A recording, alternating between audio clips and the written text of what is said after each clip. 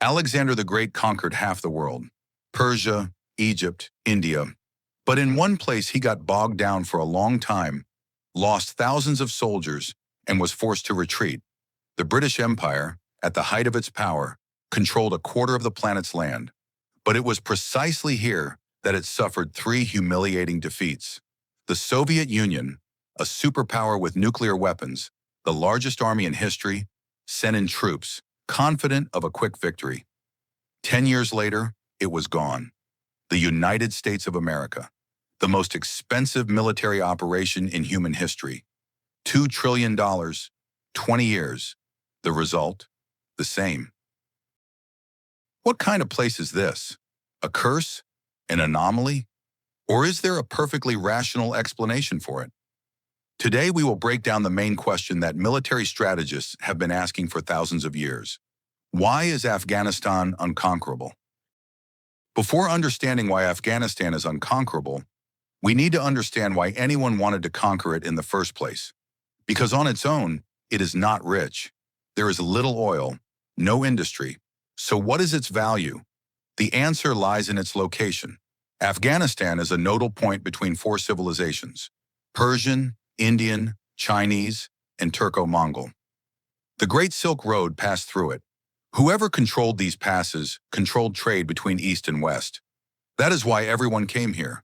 Cyrus the Great, Darius, Alexander, the Mongols, Timur, the Mughals, the Persians. And every time the scenario repeated itself, getting in was easy, staying was impossible. The nickname Graveyard of Empires is not a poetic metaphor. It is a diagnosis. Look at the list. The British Empire suffered defeat in Afghanistan, and a few decades later ceased to exist. The Soviet Union suffered defeat in Afghanistan, and 2 years later it was gone.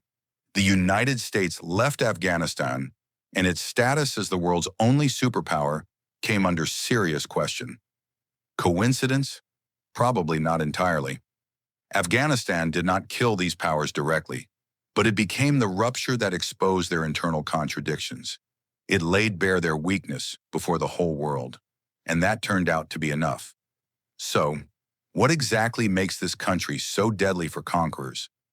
The answer consists of four parts. The first weapon of Afghanistan is the land itself. 75% of the country's territory is mountains. The Hindu Kush is one of the harshest mountain ranges on the planet. Some passes are closed by snow 9 months a year. Individual peaks rise above 7,000 meters, and between them are narrow gorges where a column of armored vehicles turns into a perfect target. Now imagine the task of a military logistician. You need to supply an army of 100,000 men with fuel, food, ammunition, medicine, every day, in mountains where there are no proper roads, where any bridge can be blown up, where any pass can be blocked by a dozen men with rifles. Soviet generals called the Afghan mountains a vertical fortress. That is an absolutely precise definition. Traditional military strategy, seize key positions, cut off the enemy, encircle and destroy, simply does not work here. Because the enemy lives in the mountains. He knows every path, every cave, every way to water. For a foreign army, this is a labyrinth without a map. In the south lies the Registan Desert, one of the most merciless deserts in the world. In summer, 50 degrees of heat. In winter, -20. No water, no landmarks, no roads. Vehicles get stuck in the sand. People collapse from heat stroke. And a local resident crosses this desert the way you go to the store for bread, because he has done it all his life. That is the essence of it. When terrain shapes people for millennia, those people become part of the landscape. They cannot be defeated on this territory any more than the territory itself can be defeated. The second weapon is the structure of society, and this is where it gets most interesting. Afghanistan is not a nation-state in the sense that we are used to understanding it. It is a territory inhabited by several dozen peoples with their own languages, traditions, and laws. Pashtuns, Tajiks, Hazaras, Uzbeks, Nuristanis, Baloch, more than 50 ethnic groups, more than 30 languages. And above all this, not a president, not a king, not a constitution. Above all this, a tribal code. Among the Pashtuns, the largest people of Afghanistan, it is called Pashtunwali. It is thousands of years old, and it stands above any state law, above Kabul, above the UN, above the American military code. It has three key principles. The first is melmastia, hospitality.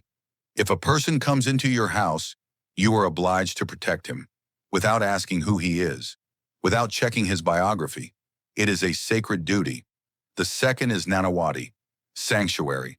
If an enemy asks for mercy and crosses your threshold, you have no right to hand him over, even if it costs you your life.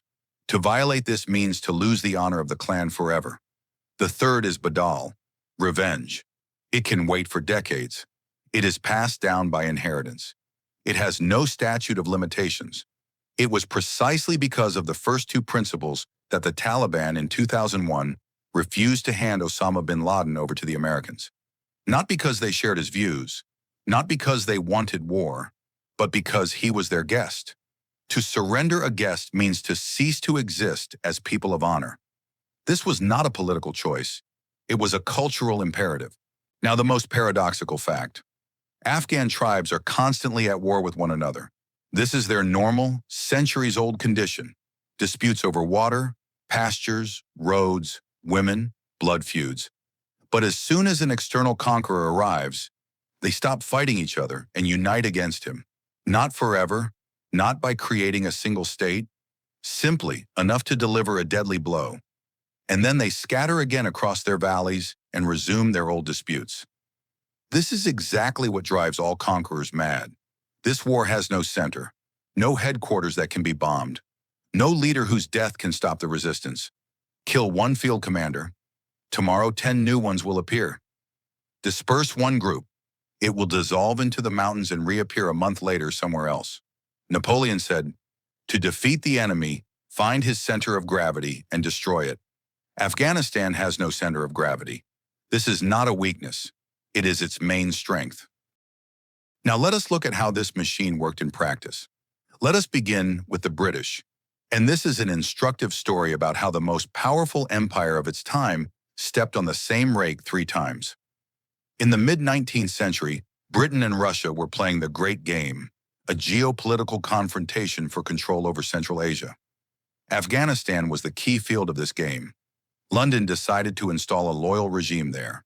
The First Afghan War, 1839 to 1842.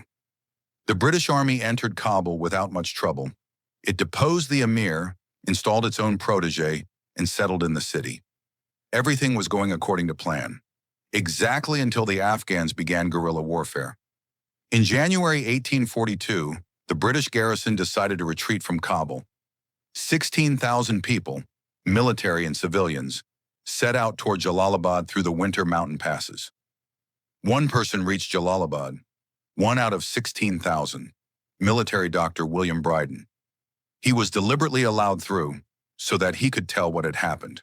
It was an intentional message. One would think the lesson had been learned? No. The Second Afghan War, 1878 to 1880. The British again won on the battlefield, again signed a treaty, again established control. And again they encountered a total uprising, the murder of an ambassador, and the need to fight all over again. The Third Afghan War, 1919. This time the Afghans took the initiative. They themselves attacked British India. It would seem like suicide, a weak country against a huge empire. But the Afghans did not try to win an open battle. They simply exhausted the enemy, again and again, until Britain recognized Afghanistan's independence, just to end this endless war. 3 wars, 3 generations of British soldiers, 300 million pounds sterling, and the result, 0. Afghanistan was never conquered. December 1979. The Soviet Union sends a limited contingent of troops into Afghanistan. At closed meetings in the Politburo, the words 3 months, stabilization, a friendly regime on the southern border are spoken. The Soviet Army was one of the most powerful military machines in history. Nuclear weapons, thousands of tanks, helicopters, artillery, intelligence, opposing them. peasants with Kalashnikov rifles and homemade mines. At first it seemed that everything was going according to plan. Major cities under control, the government functioning, Soviet soldiers patrolling the streets of Kabul, and then the real Afghanistan began. Ambushes in mountain gorges. A helicopter comes into land, and fire opens from the nearest slope. A column of vehicles moves along the road, and the road explodes. A village seems peaceful, but at night fighters emerge from it and dissolve into the mountains until dawn. Soviet military men called this a vanishing war. The enemy is nowhere and everywhere at once. It is impossible to defeat him in open battle. He simply does not accept open battle. It is impossible to destroy the bases, because the bases are the entire country. In 1986, the CIA began mass deliveries of Stinger man-portable anti-aircraft missile systems to the Mujahideen, and that changed everything. Soviet helicopters, the Army's main tactical advantage in the mountains, began to fall. Losses rose sharply.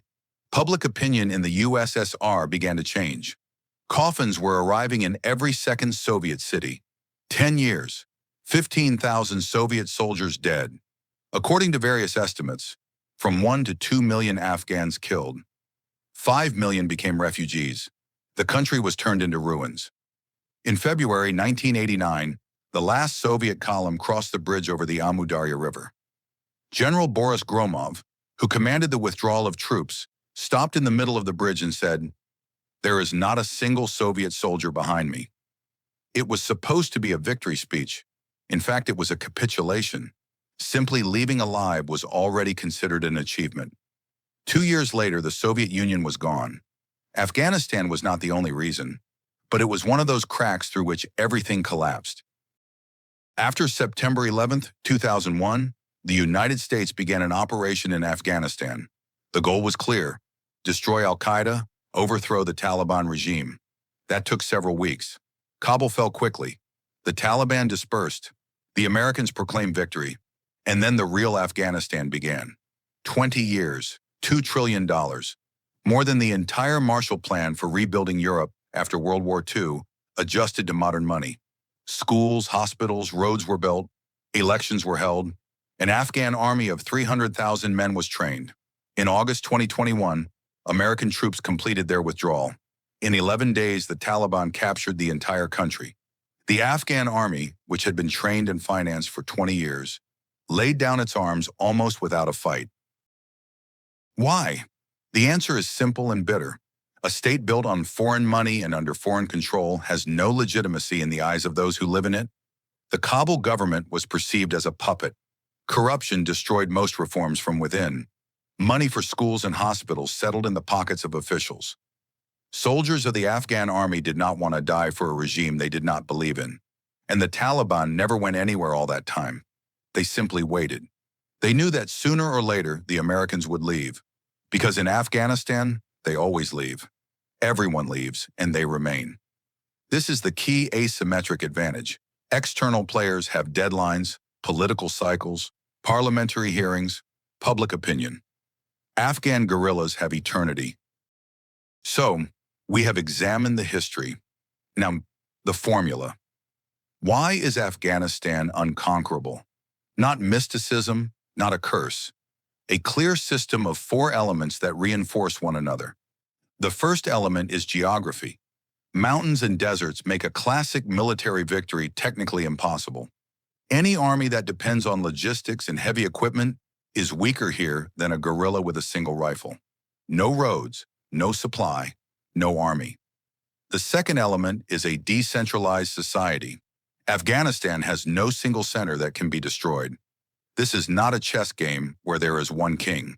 It is 1,000 small chess games being played simultaneously. While you are winning one, the others continue without you. The third element is a culture of resistance. Afghans have lived in a state of war for millennia.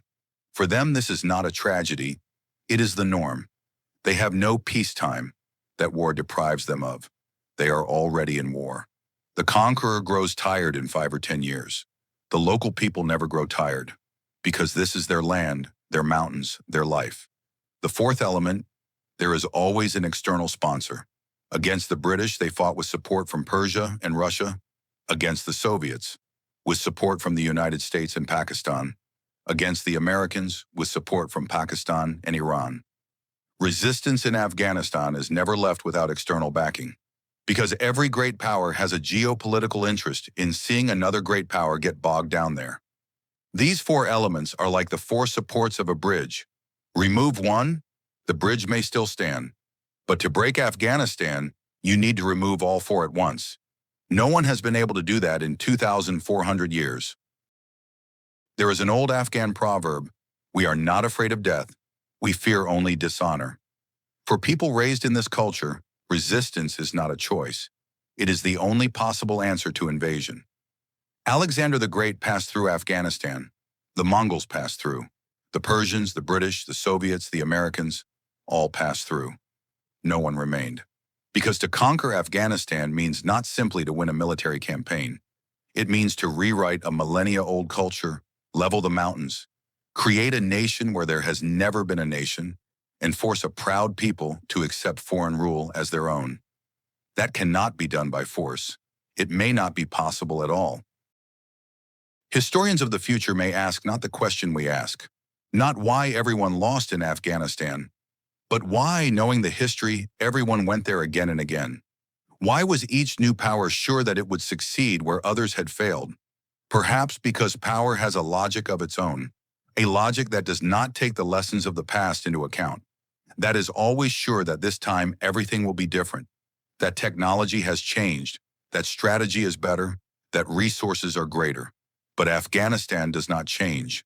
The mountains remain where they are. The tribes live by their own laws, and the patience of the local people is endless. Thanks for watching. Subscribe to stay updated on Nation by Nation.